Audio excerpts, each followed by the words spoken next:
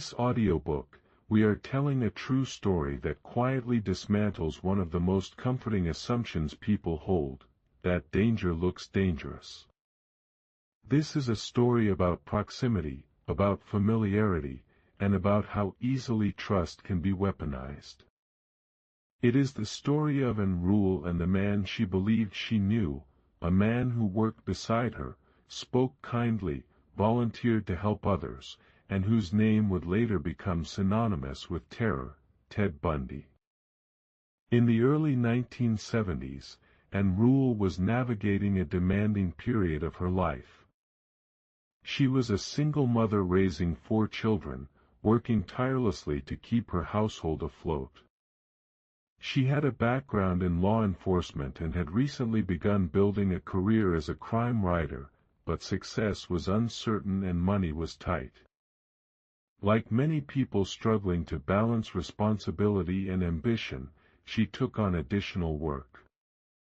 One of those jobs placed her at a suicide prevention crisis hotline in Seattle. The hotline operated during long overnight shifts. Volunteers sat in a quiet room answering phones, speaking to strangers who were overwhelmed by pain, loneliness, or desperation. The atmosphere was heavy but purposeful. It was a place where empathy mattered, where listening could save a life. Among the volunteers was a young man named Ted Bundy. Ted presented himself as thoughtful, intelligent, and composed. He spoke clearly and calmly, even during emotionally intense calls. He appeared genuinely invested in helping the callers, often staying on the line longer than required to make sure they felt safe. He dressed neatly, spoke politely, and seemed deeply serious about his education and future. He told people he was studying law and had aspirations in politics. He gave the impression of a man who wanted to make a difference. And worked many shifts beside him. Over time, a quiet familiarity formed. They talked between calls about everyday life, about books, about the news. Ted was never crude or inappropriate. He didn't drink excessively, didn't brag, didn't raise his voice. In a room full of emotional intensity, he felt stable and grounded. And trusted him. At the same time, something dark was beginning to unfold beyond the walls of that quiet office. Young women across Washington state began to disappear. At first, the cases were scattered and confusing. A student vanished after leaving campus.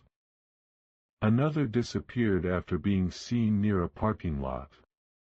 Some were last seen helping a man who appeared injured. Many had brown hair parted in the middle. Many were ambitious, intelligent, and independent. Initially, the disappearances did not create panic. Police considered runaways, accidents, and isolated crimes. But as weeks turned into months, patterns began to emerge. And then bodies were found. The remains were discovered in wooded areas, sometimes years later. Evidence suggested violence beyond imagination. The reality became unavoidable: a serial killer was operating in the Pacific Northwest. Anne followed these developments closely. With her background, she understood how rare and dangerous serial offenders were. She read articles, discussed theories, and analyzed details. Yet she never felt personally threatened. The killer, whoever he was, felt distant. Abstract. Unconnected to her daily life. Ironically, it was during this period that Anne was asked to write a book about the very murders that were unfolding around her. Her publisher wanted a detailed account of the investigation, the victims, and the hunt for the killer. and accepted, seeing it as an opportunity to advance her career and tell an important story. As she researched, disturbing details surfaced. Witnesses reported a man named Ted who approached women in public places. He pretended to be injured, wearing a cast or sling, asking for help loading books or equipment into his car. He was described as polite, clean-cut, and non-threatening. Women felt safe around him. That trust was his advantage. The name struck Anne, but she dismissed it immediately. Ted was a common name. Her Ted was a volunteer, a law student, a man who helped suicidal strangers through the night. The comparison felt absurd. Still, unease began to surface in subtle ways. Ted Bundy showed a peculiar interest in the murders. He followed the investigation closely, sometimes more closely than Anne expected. He made comments about violent offenders that felt strangely detached. He spoke critically about law enforcement tactics, often positioning himself as intellectually superior to investigators. At times, he seemed to enjoy discussing the crimes a little too much. But Anne rationalized it. She reminded herself that Ted was intelligent, curious, and opinionated. None of this made him dangerous. Then Ted Bundy was arrested. The announcement shocked the region, but for Anne, it felt unreal. The name matched. The description matched. But the person did not. She could not reconcile the man she knew with the crimes being described. Ted contacted her, insisting he was innocent, claiming the evidence was circumstantial, the witnesses mistaken. Anne believed him. She wrote letters supporting his character.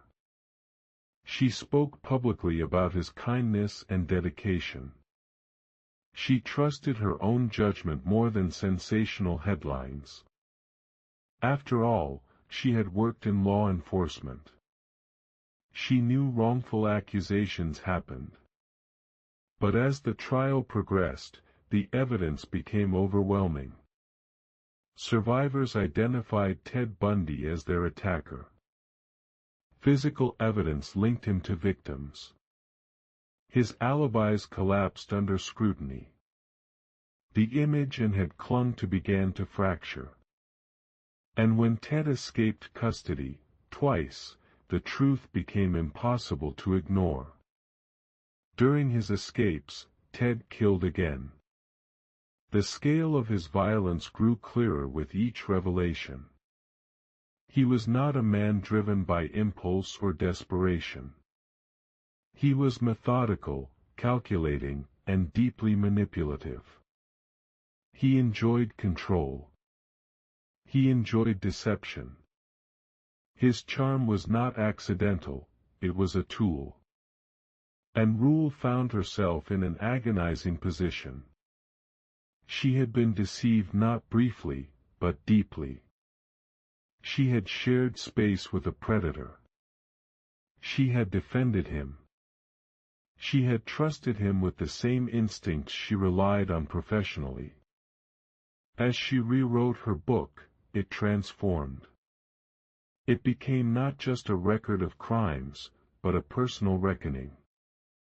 She examined every interaction, every dismissed doubt, every moment where instinct whispered but reason overruled it. Ted Bundy was eventually convicted and sentenced to death. In interviews, he admitted to dozens of murders, though the true number may never be known. He spoke about his crimes with chilling detachment, as though discussing someone else's life. And attended the trials and executions not with fascination, but with a heavy sense of responsibility. She wanted the story told honestly, not to glorify the killer, but to honor the victims and warn others. The stranger beside me endures because it confronts a terrifying truth: we are not always good judges of character. Evil does not always announce itself. Sometimes it blends in perfectly, reflecting back what we want to see. Anne's story is a reminder that intuition matters, but it is not infallible. That kindness can be manufactured. That predators thrive in trust-filled environments. And that vigilance is not paranoia, it is awareness. This is not just the story of Ted Bundy. It is the story of how close evil can come without being noticed. How easily it can sit beside us, speak softly, and feel safe.